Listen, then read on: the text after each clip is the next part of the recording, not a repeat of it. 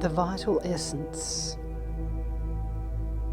bringing together the crucial points from the stages of the path according to the luminous heart essence of the Great Perfection.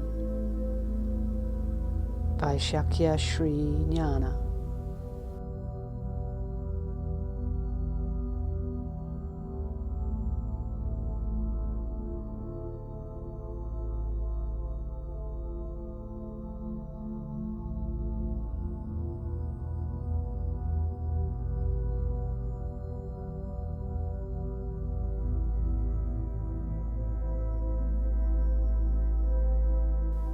Homage to glorious Samantabhadra. Here I shall present the pith instructions of the Great Perfection, the liberating advice of the luminous heart essence, that is the summit of the 9 gradual vehicles, the Great Perfection of Hatha Yoga.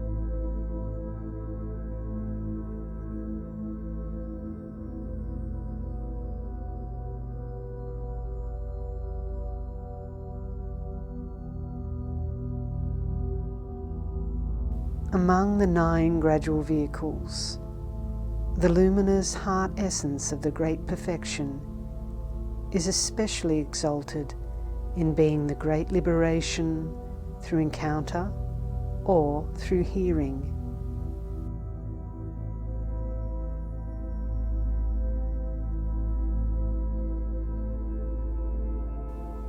Here I shall explain it in the proper order.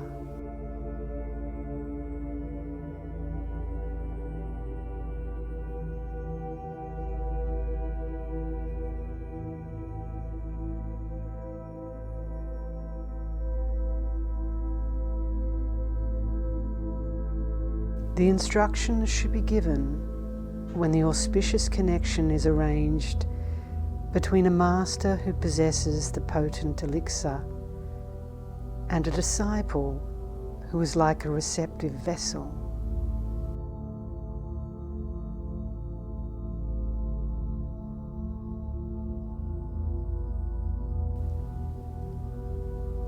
First comes the essential guidance in the 7 points of training the dualistic mind.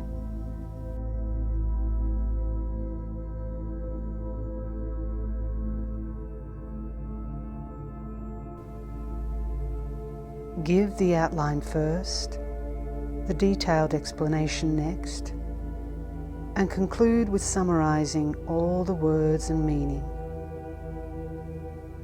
In this way, the instructions should be explained and then experientially applied.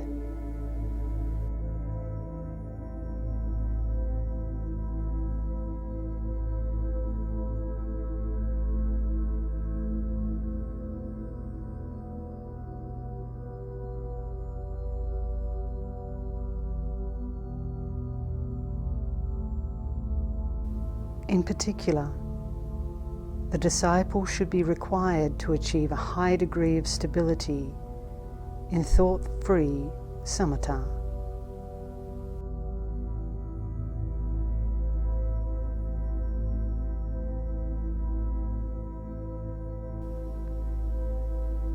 Following that, they should be given the empowerments of awareness display that mature them for the luminous Great Perfection.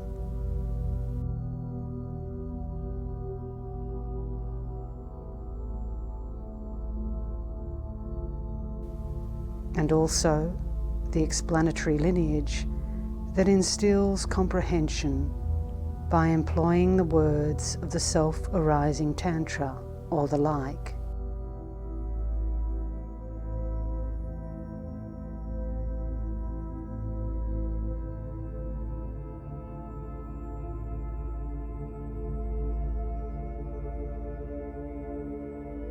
Especially, they should thoroughly receive the profound instructions of Trekchul and Togul by being taught all the words and meaning in a manner that is direct and reveals what is hidden.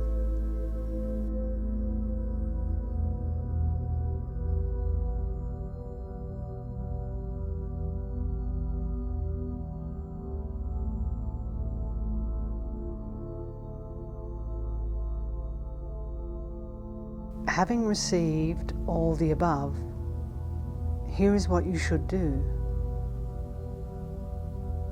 Visualize your Guru Vajramaster above the crown of your head or in the center of your heart. Call upon them intensely and invoke the passion of sincere devotion.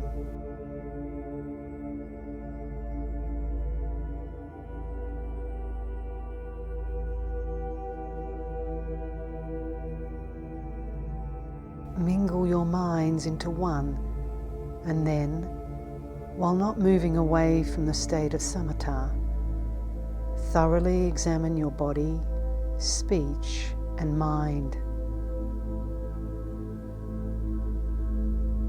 Determine carefully who, in both spiritual and mundane contexts, is the most important. Who feels the joy and sorrow? And who is the doer of good and evil?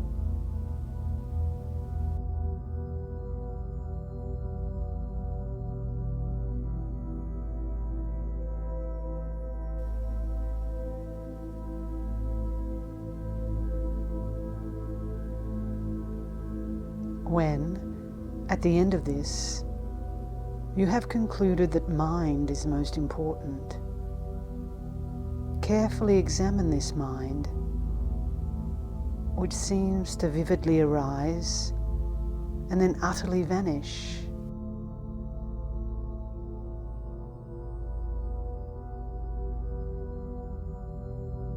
And in which there doesn't seem to be any difference between it as the basis for arising and the multitude of conscious thoughts.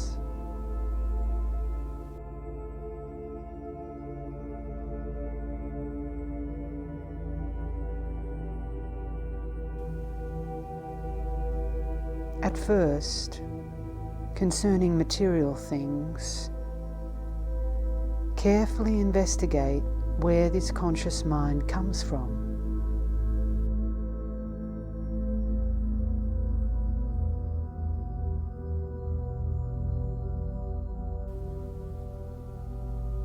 Does it come from somewhere in the external world of the inanimate universe?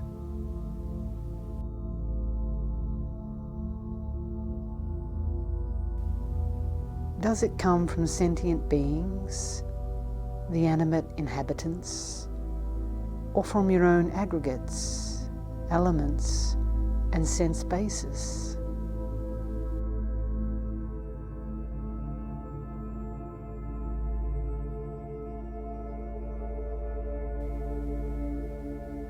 Does it come from any place from the hairs on your head down to the toenails on your feet?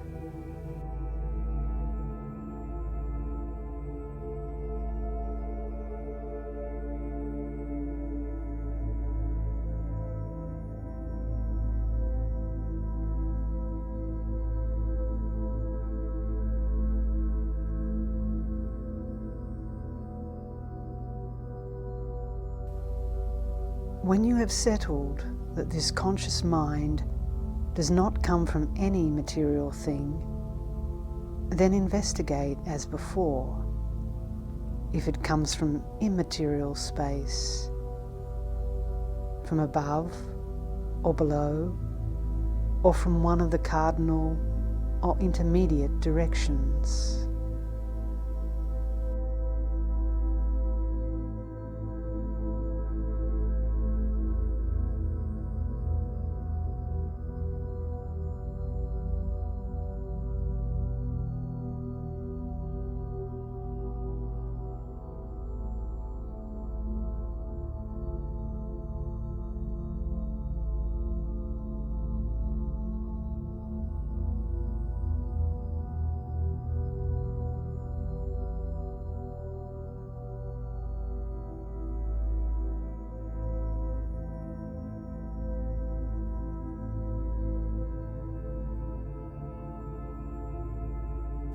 Next, investigate thoroughly, as before, both the conscious mind's dwelling place and finally its point of departure.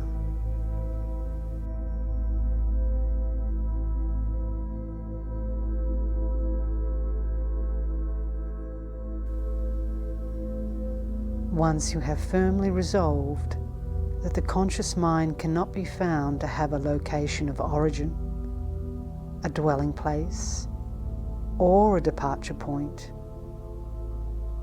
continue investigating the subject, that which experiences pleasure and pain, good and evil, and is the seed of all of samsara and nirvana.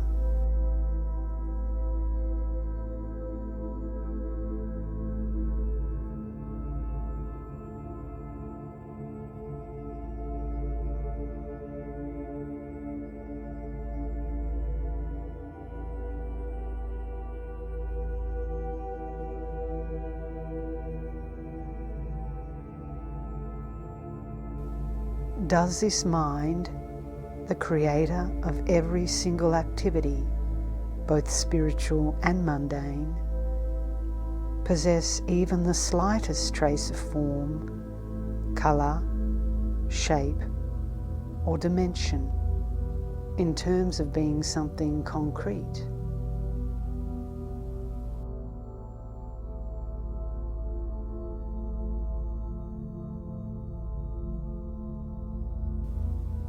Or is it inconcrete, a complete void, like the open and empty mid-air?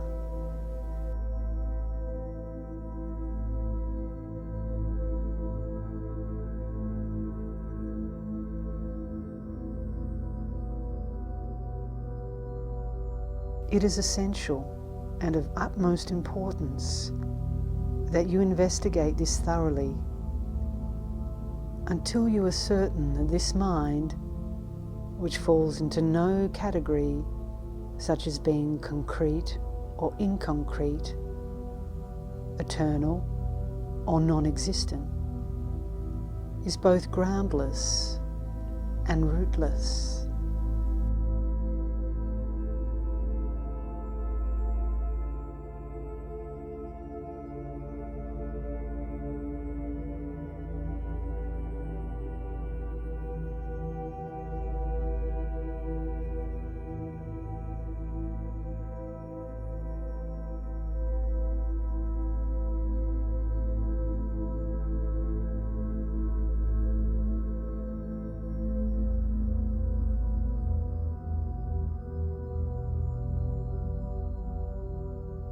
Once you have thoroughly settled upon this, the second section is the main part, the practice of primordial purity, Trekchu. At the beginning, if your body, speech and mind are too relaxed, you may stray into the ordinary state. Therefore, place your body in a sevenfold posture of Varachana. In particular, straighten your spine and remain freely like a great, majestic mountain.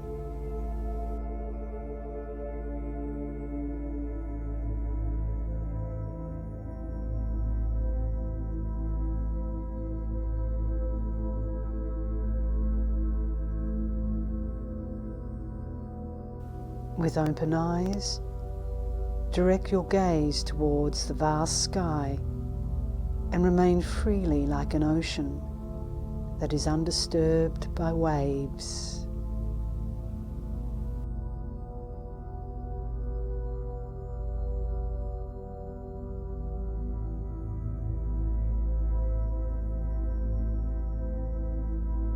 The mind's basis for confusion is the fourfold all-ground, while the circumstances for confusion are the three types of ignorance.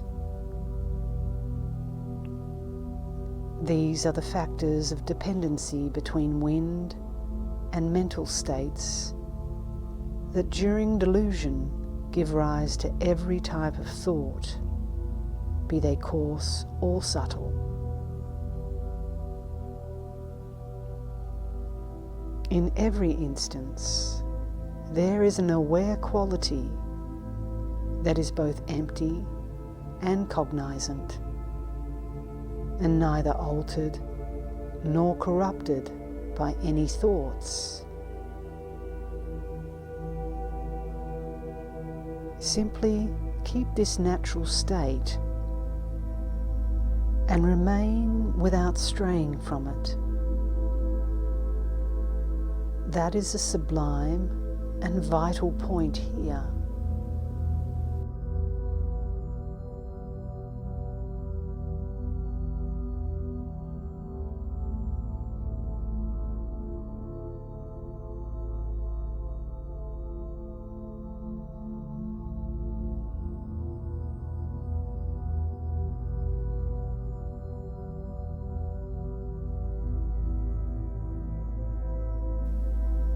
While you are in this state, there are sense impressions, the objects of the six consciousnesses, that appear vividly and unobstructedly in various ways, both coarse and subtle.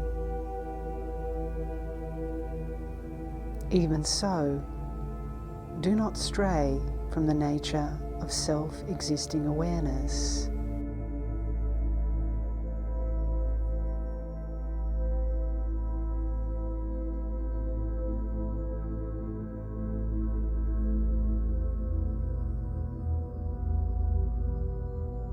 While you sustain this continuity, the expression of this empty and cognizant awareness may appear in the form of all different kinds of coarse and subtle thoughts. But you should not reject them as in the lower vehicles, nor transform them as in the Bodhisattva teachings.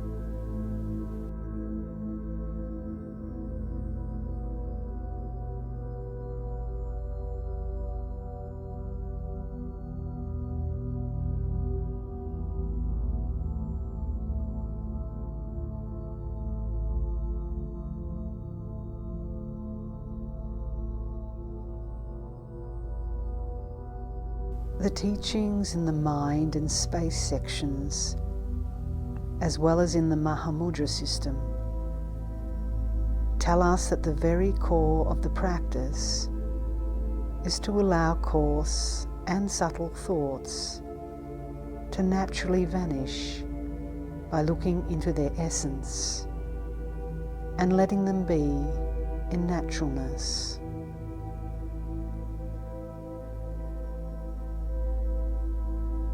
Though this may be so, it conflicts directly with the view of the great perfection.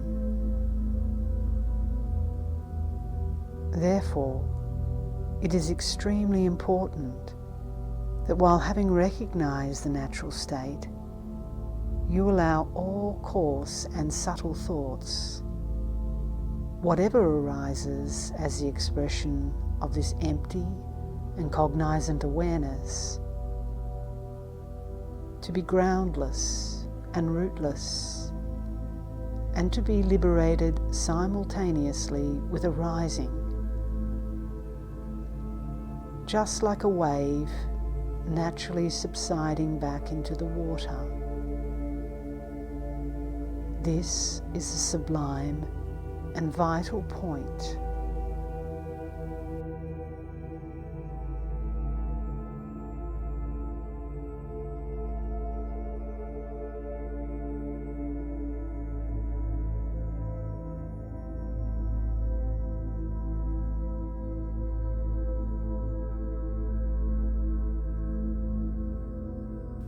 Then, as you attain greater stability in this awareness, here are the 3 means of placement that are specific to the approach of the Great Perfection itself.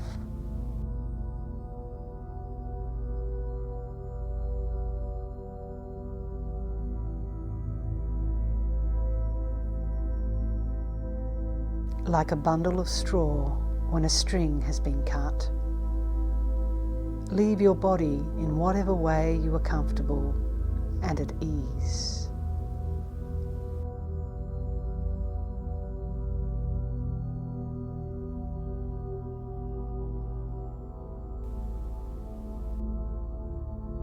Like the strings of a sitar that have been severed,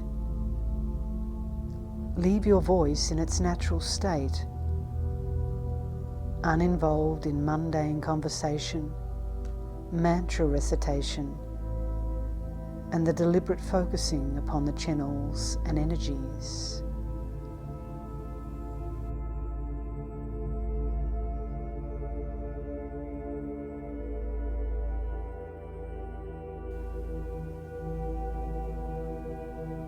Like a watermill where the water has been diverted, leave your mind in its natural state,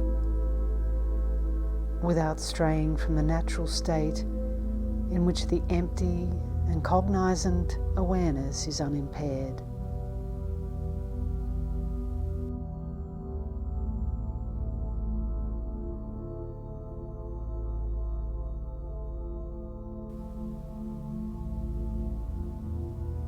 Do not try to do anything at all, even though thoughts of the 3 times of past, present and future may stir.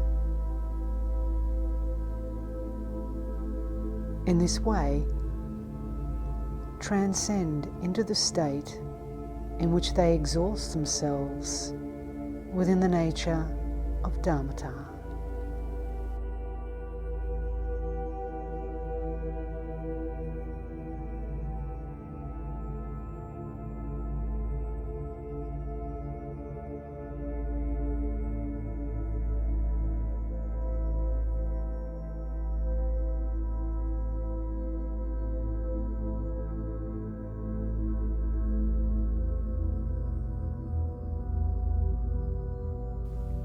Moreover, in the context of establishing this view of the luminous heart essence of the Great Perfection, the primordial purity, it is an extremely vital point not to intermingle this view with the views of assumption that belong to the 9 gradual vehicles. This is because the emptiness or the views of the teachings and the practitioners of the other vehicles, from that of the Shravikas up to that of secret mantra, are all exclusively established by means of analytical meditation.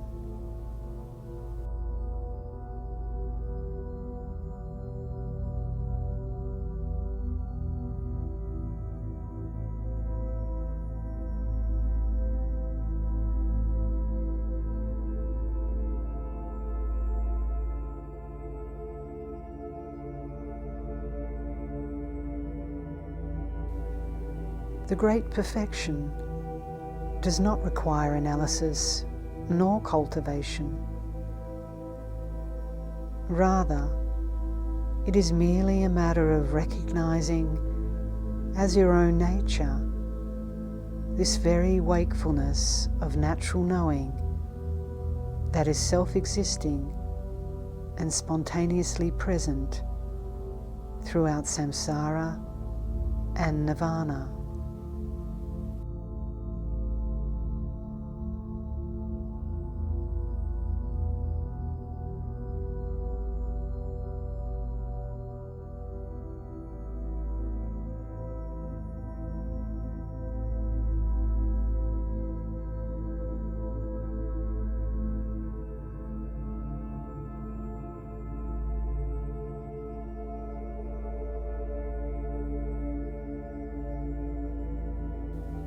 This recognizing is unlike the rigid clinging of intellectual or conceptual meditation training, as in the lower vehicles, which involve hope and fear,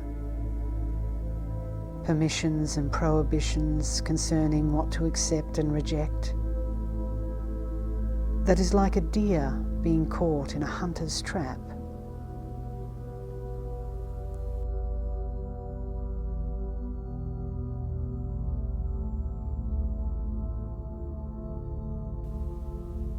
It is also unlike the lower sections of Tantra, in which the practitioners of secret mantra, in all the gradual stages of the path, engage in mental effort and conceptual involvement, as in the practices of the development stage, completion stage, and so on, which all require mental discrimination.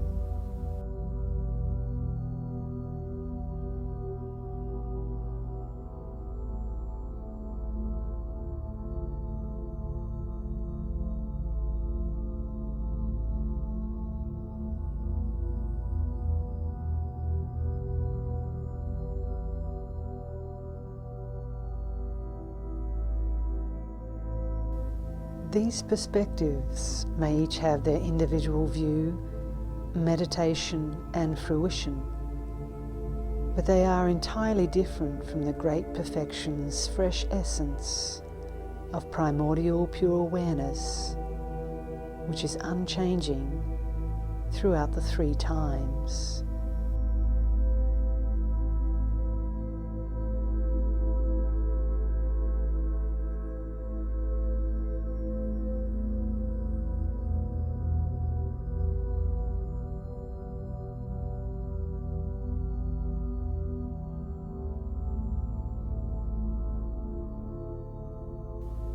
So, unless you perfect the great strength of such awareness, you will not attain the kayas and wisdoms of ultimate fruition, the result of having captured the natural state of awareness within the basic space of primordial purity, which is the place of liberation of the entirety of samsara and nirvana. This difference, as vast as heaven, is therefore of utmost importance.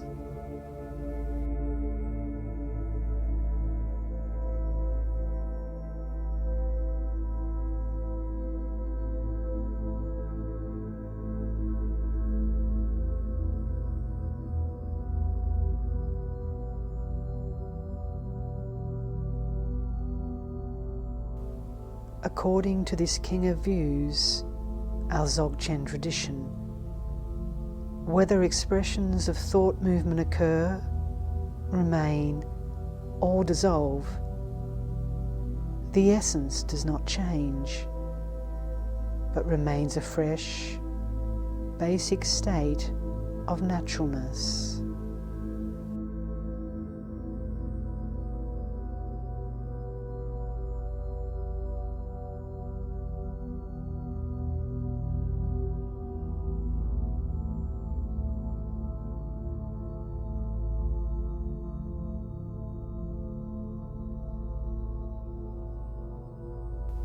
No matter the variety of samsaric or nirvanic displays that may arise, there is nothing else to be attained apart from or superior to this unchanging essence suffused with awareness, which transcends being liberated, even though the labels Buddha or fruition may be given to it.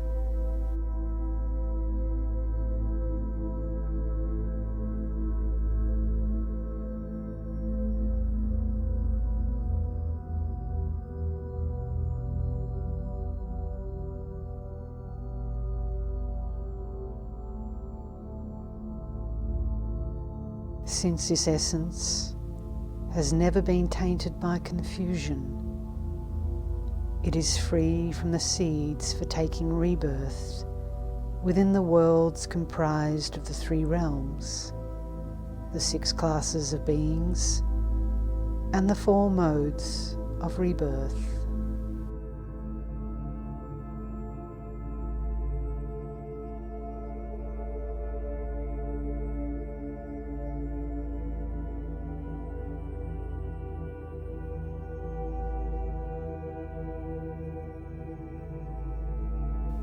Consequently, both samsara and nirvana are merely words and mind-made labels that do not possess a shred of real existence, not even as much as an atom.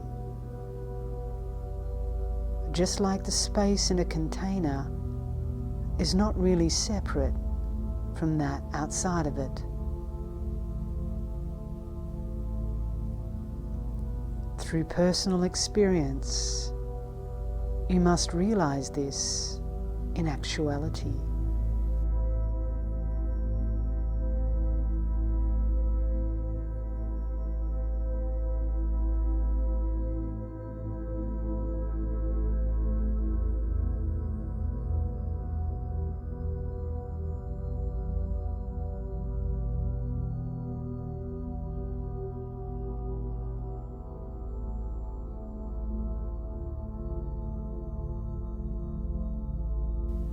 Primordial purity means that the basic nature of awareness belongs to neither samsara nor nirvana, and therefore its identity is primordially pure. No type of virtuous karmic cause and effect improves this primordial purity, nor does any type of unvirtuous karmic cause and effect worsen it.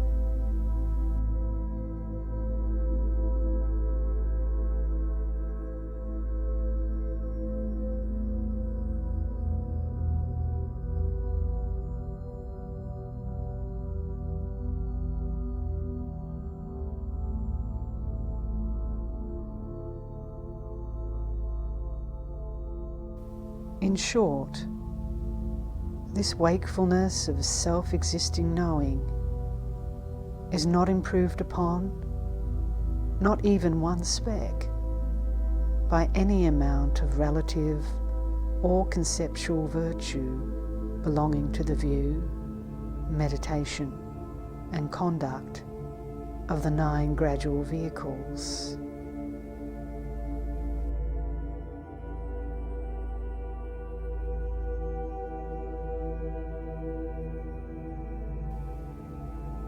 Also, it is not harmed in the slightest, even though one accumulates a tremendous amount of relative or superficial negative misdeeds, including the 10 unvirtuous actions and the 5 actions with immediate consequences.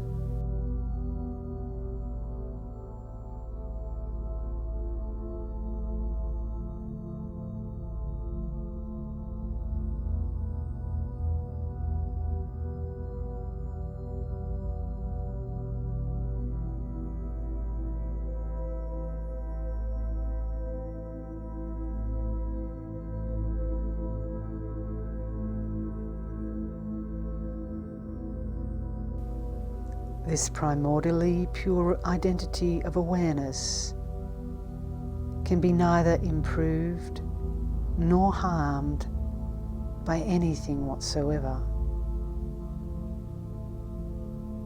All types of cause and effect, from wholesome and unwholesome actions, appear as its expressions, just like the apparitions conjured by a magician.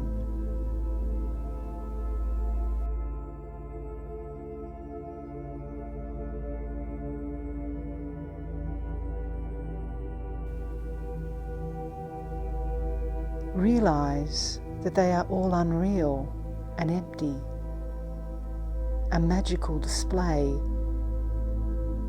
and you will transcend the practices of cause and effect, which demand effort.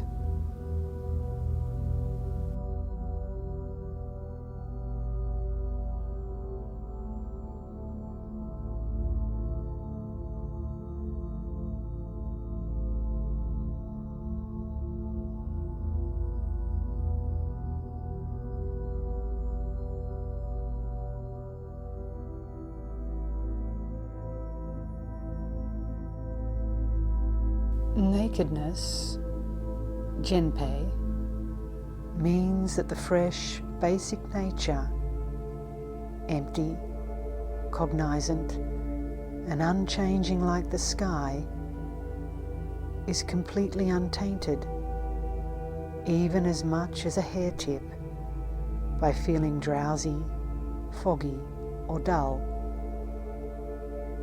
by the meditation experiences of bliss, clarity, and non-thought, or by the conceptual speculations of a view, meditation, and conduct.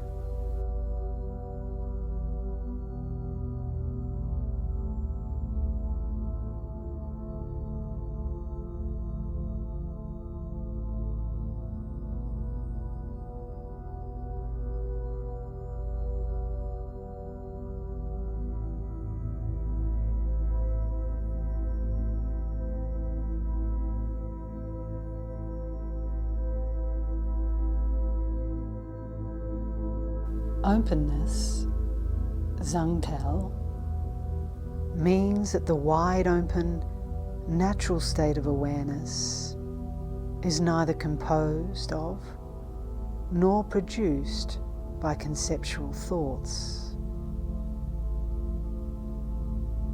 It is a complete openness that is not obscured by the world and beings, the animate and inanimate, nor even the aggregates, elements, or sense bases.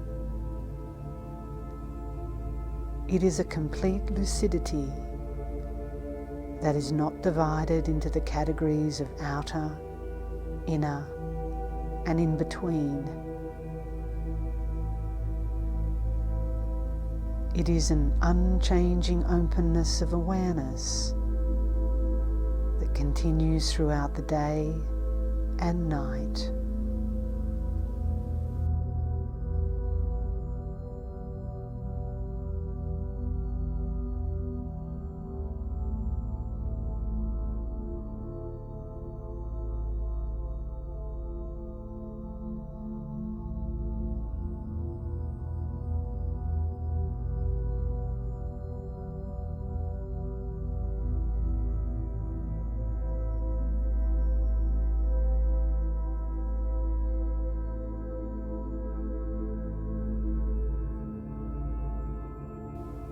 In short, when the confused manner of experiencing, along with its various aspects, are all exhausted within the basic space of Dharmata, all externally perceived objects appear while being devoid of even as much as a hair tip of true existence, just like the reflection of the moon in water.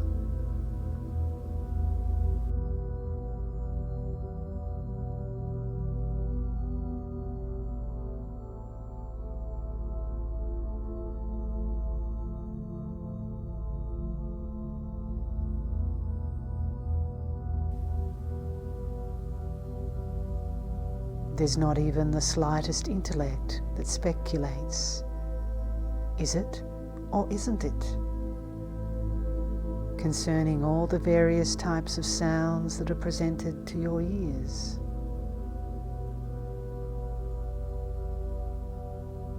Sounds and words to communicate do not cease, but are heard like an echo.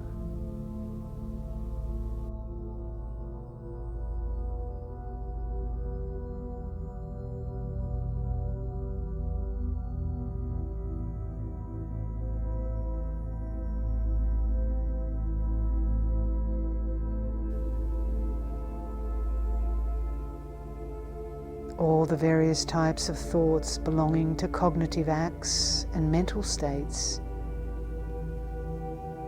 become self-arising and self-dissolving within the basic nature of awareness.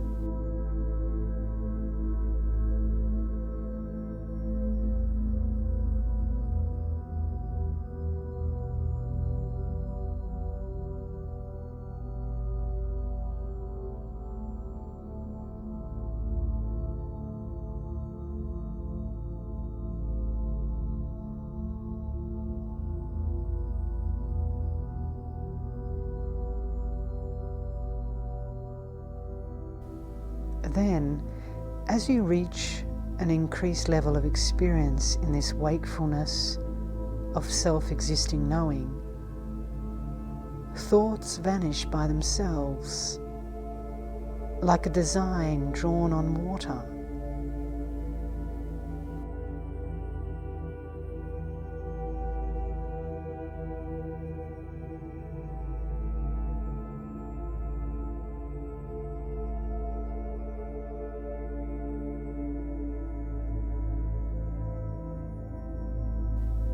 When you reach even greater stability at the stage of the culmination of awareness, thoughts arise and dissolve simultaneously,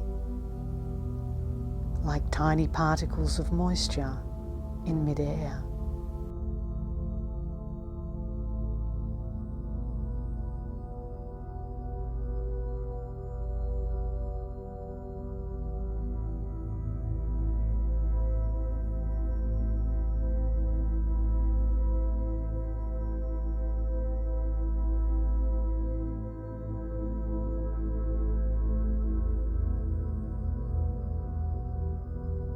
After this, as you reach the stage of exhaustion in Dharmata, all expressions, however they may manifest, transcend in the identity of awareness, the categories of arising or dissolving,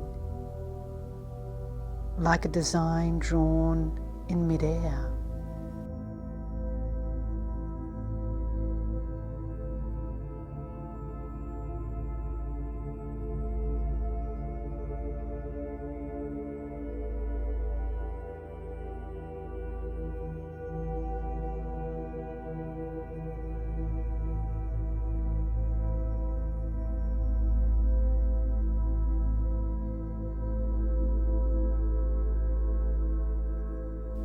At this stage, having perfected the great strength of awareness in the exhaustion of Dharmata,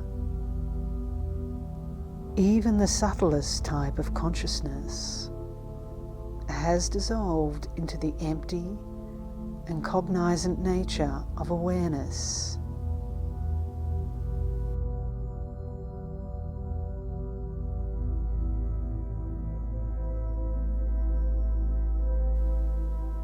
This is like a vessel that formerly held camphor or any of the other 5 major types of scent, but is now free of even the subtlest hint of an odour. In the same way, all the aspects of confusion, the confused way of perceiving due to the ground of confusion, are completely exhausted, and in a single lifetime you have captured the royal stronghold within the basic space of Samattabhadra's mind.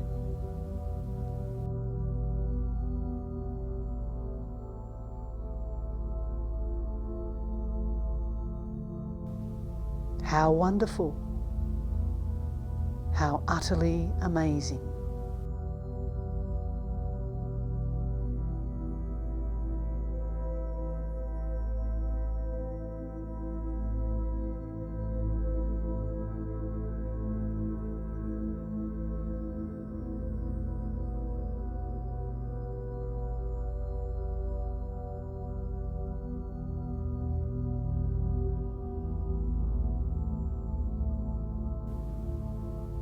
For a person who has completed the Trekchul training in this way and perfected the great strength of awareness, conditioned attributes become exhausted within the basic space of unconditioned dharmata, and awareness becomes unchanging.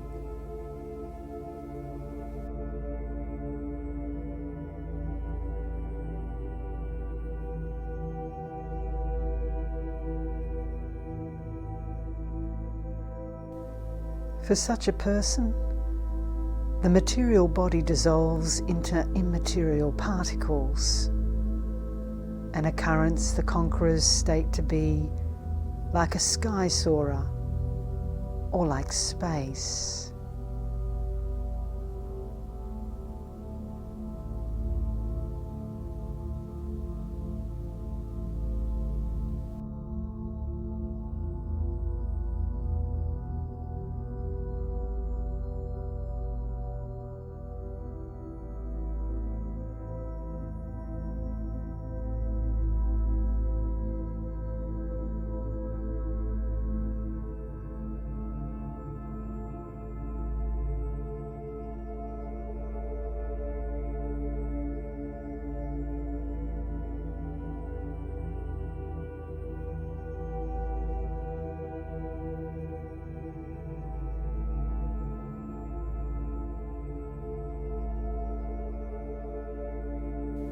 These precious teachings of the luminous great perfection, the summit of all vehicles, are the quintessential essence, the precious teachings of all the perfect Buddhas who teach and reside in the realm of the three Kayas.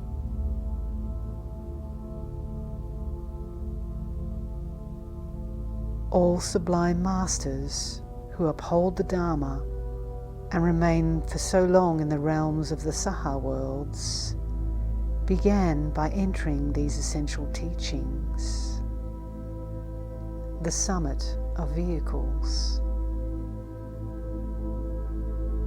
Next, they retained these teachings, and finally, they never forsook them. These knowledge holders and sublime beings realize for themselves the state of the luminous great perfection exactly as it is.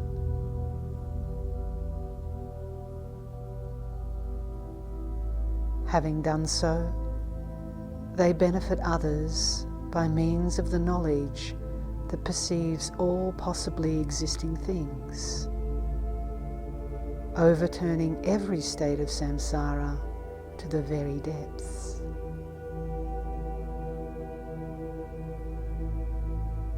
Thus, they carry out the profound and perfect activities for both self and others, like suns rising in the sky.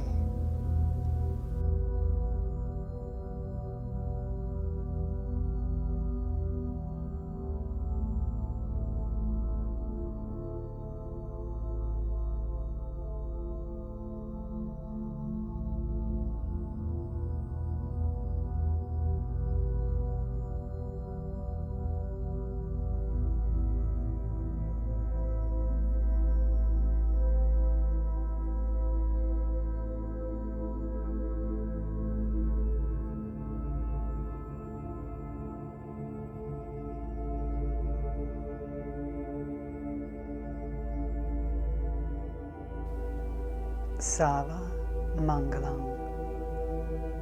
May it be virtuous.